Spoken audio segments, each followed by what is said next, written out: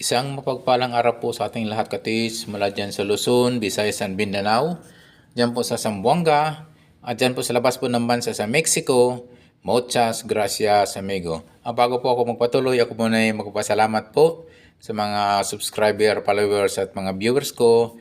Ito'y patuloy po sa nagtangkilik po sa aking YouTube channel. Bagamat ito'y hindi pa ganong malaki, alam ko po ito'y lalaki din balang araw. Please help me, my YouTube channel to grow, katis. Mula dyan sa Luzon, Visayas and Mindanao at dyan po sa labas po ng bansa outside the nation, mga katis. Okay po,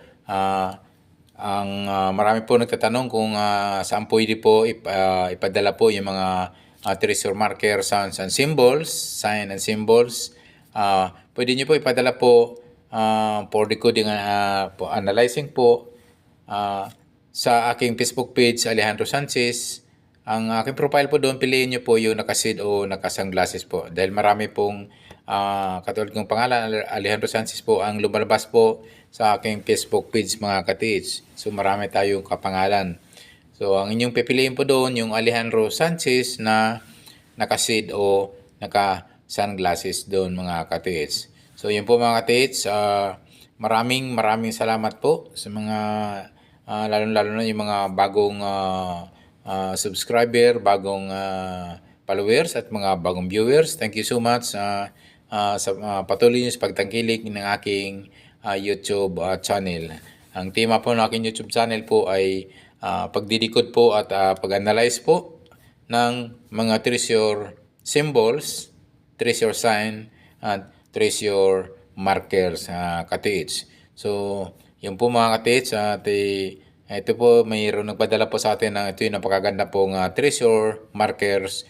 Ito yung pwede pong ito yung isang markers po na mga Japanese po, mga katits. So, ito po yung isa pong bonsai tree na old bonsai tree po itong pinadala po ng ating katits. Ito po yung nagpatulong sa pagdikod at pag-aanalisa kung ano po itong mga treasure symbol sign ito, mga katits. So ito po, pinadala niya po sa atin ay isa pong old century na bonsai, mga katits. So ito po, isa po ito sa paborito po ng mga Japanese o pwede po yung mga Korean po or Chinese soldier po ang gumagamit nito. Pero madalas po ito pong ginagamit ng mga treasure marker na bonsai tree ay yung mga Japanese, mga katits. So yun po, ito po ay nakita po natin ay isang talagang napaka old na, mga katits.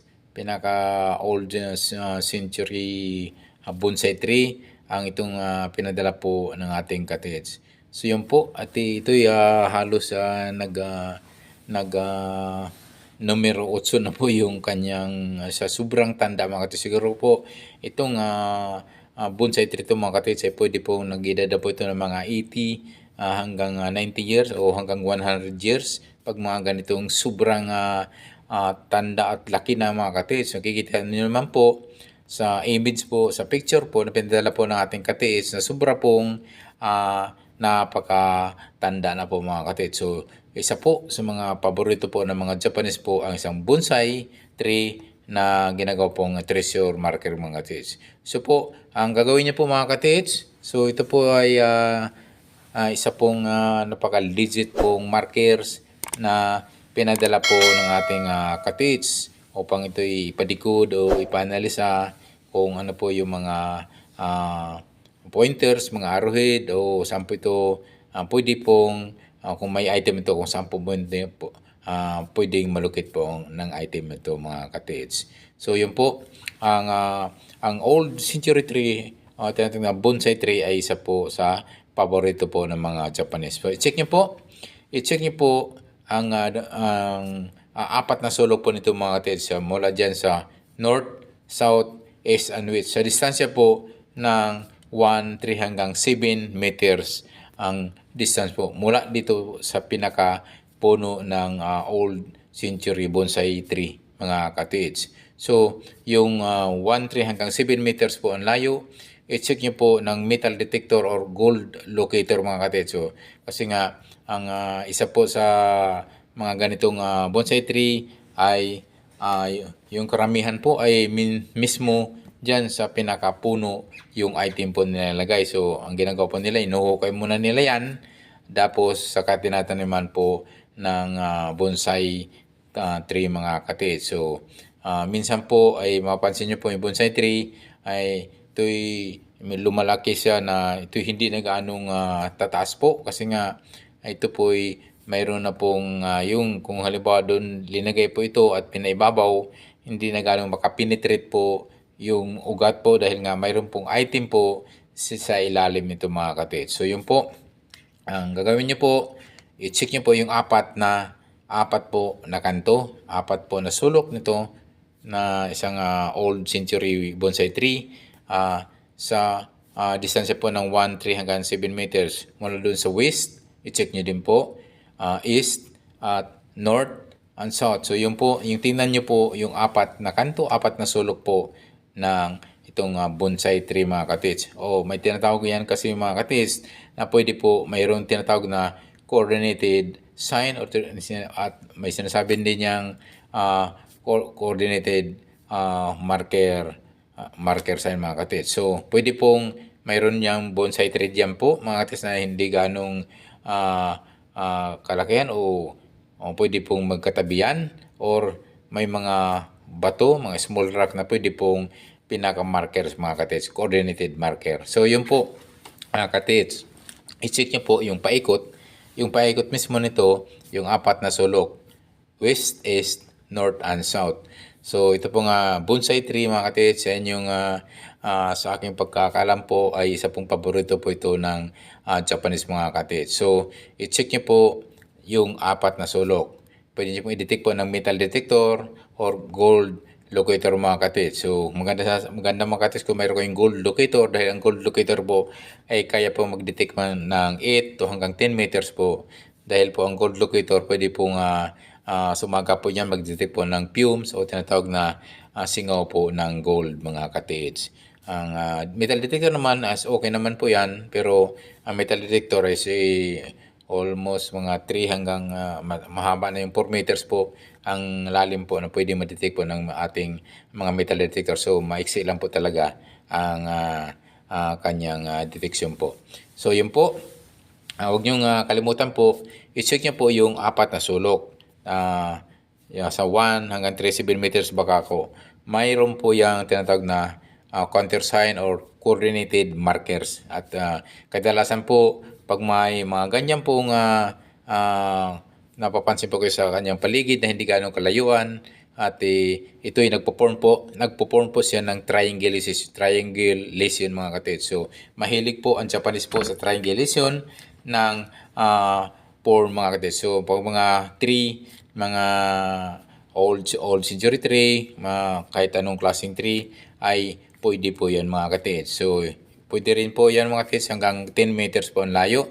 Pwede nyo dagdagan yan po kasi nga ito po ay isang punong kahoy. Madalas po ay medyo po distansyado po ang item niyan mga katits. So, marami na pong nakakuha mga katits na ito po ay nasa mga minsan hanggang naman mga katits hanggang 5 or 7 hanggang 10 meters po ang layo mga katits. So, yun po ang napaganda po sa mga ganitong treasure marker dahil kapag malinis po yung kanyang madali po nyo ma-detect, ma-check po yung paligid nito mga katits. So, alam nyo na po kung mayroon yan katabi na hindi ganong kalayuan o sa mga distansya po ng 5 hanggang 10 meters po.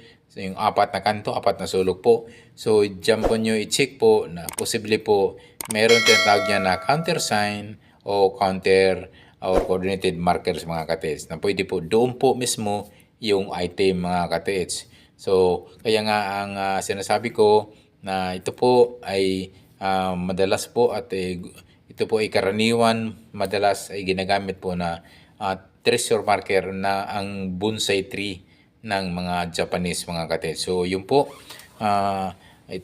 Thank you so much po at itong ating katits po nagpadala nito at tayo pinagkakatiwalaan na i-decode o i-analisa itong napakaganda pong old century bonsai tree na ito'y natatagpuan po sa kanilang lugar. So, i-check nyo po yung bandang west sa distansya po ng 1 hanggang 5 meters mga katiits. Pwede nyo pong i-detect po ng metal detector or gold locator mga katiits. So, ganun din po yung kanyang north area. I-check nyo din po yan. Same distance po, 1, 5 hanggang 10 meters po ang layo. Yan, tingnan nyo po at baka possibly po may mga countersign or coordinated markers po na inyong matatagpuan sa hindi ganong kalayuan ng isang bonsai old tree mga katiits. So yung po mga katiits ay isa po sa madalas mga ginagamit po ng Japanese mga katiits. So yung isang bonsai tree mga katiits. So ito po, marami na po kasing mga katiits po natin na nakakuha na ito'y ang mga markers ay isang bonsai tree mga katiits. So mayroon nga nakakuha ito mga katiits na mismo ang lalim na po mga katiits ay nasa mga 1 meter lang po mga katiits. So ang item po, paano nakuha? Dyan lang mismo sa 1 meter at naghuhukay lang po sila ng 1 meter pailalim po. At ito po ay nagsing po sila ng letter L sa ilalim mismo ng bonsai tree. So 1 meter lang po ang lalim at ito'y nakita po nila. Ito'y isang jar na puno po ng mga relics, gold coins and jewelries mga katiits. So tingnan nyo po yung ay 4 na sulok po. Yung east, west, north and south sa distansya po ng 1 hanggang 5 hanggang 10 meters mga katiits. So, i-detect nyo po yung paikot na yan ng metal detector or gold locator mga katiits. So, yun po. Yung mga gusto po lang magpadikod o magpa-analisa po ng mga treasure signs, symbols and markers. Inulit nyo ko po. Pwede nyo ipadala po sa aking Facebook page, Alejandro Sanchez. Yung aking profile po doon ay yung naka-sunglasses po ko doon, naka-shade. Yun po, yun ang inyong pipiliin katiits kasi nga ito po ay marami po akong kapangalan, marami akong Alejandro Sanchez po lumalabas sa Facebook page mga katiits. So, ang gagawin nyo po ay piliin nyo lang po yung Alejandro Sanchez po na naka-sunglasses po, yung naka-shade. So, ako po yun mga katiits. So, yun lang yung pagkakaiba po ng Alejandro Sanchez doon mga katiits. So, doon nyo po ipadala o i-send ang inyong mga treasure signs, symbols, and markers na gusto nyong ipadikod o ipapa-analyze mga katiits. So, ang gagawin nyo po muna, kailangan friend mo na siyempre tayo. So, ang gawin mo, i-add friend para po makapasok po yung inyong mga treasure sign, treasure markers, treasure symbols na gusto nyong ipadikod po sa akin. Thank you so much pala sa mga ito'y nagpapadikod na. Ito'y talaga pong nagtangkilig po sa atin at nagtitiwala po sa atin sa pagdikod at pag-analisa ng mga treasure sign, symbols and markers mga katiits. Thank you so much po sa mga previous na nagpapadikod po sa atin. Okay po, ito po, favor lang po, yung mga bago pa lang aking mga subscriber, mga viewers, please, bago sa aking YouTube channel, please don't forget to subscribe and also don't forget to hit the notification bell button para updated po kayo sa mga video ko pang ipapalabas. So po, ang aking tema po ng YouTube channel po ay isa pong pagdidikod po, pag-aanalisa po ng mga treasure symbols, treasure sign, at treasure markers mga katiits. At sana po na nasundan po ng ating katiits po. Ito yung pinadala po na kanyang napaganda pong treasure marker na isang bonsai old tree na katiits. Thank you so much for watching katiits. God bless us always.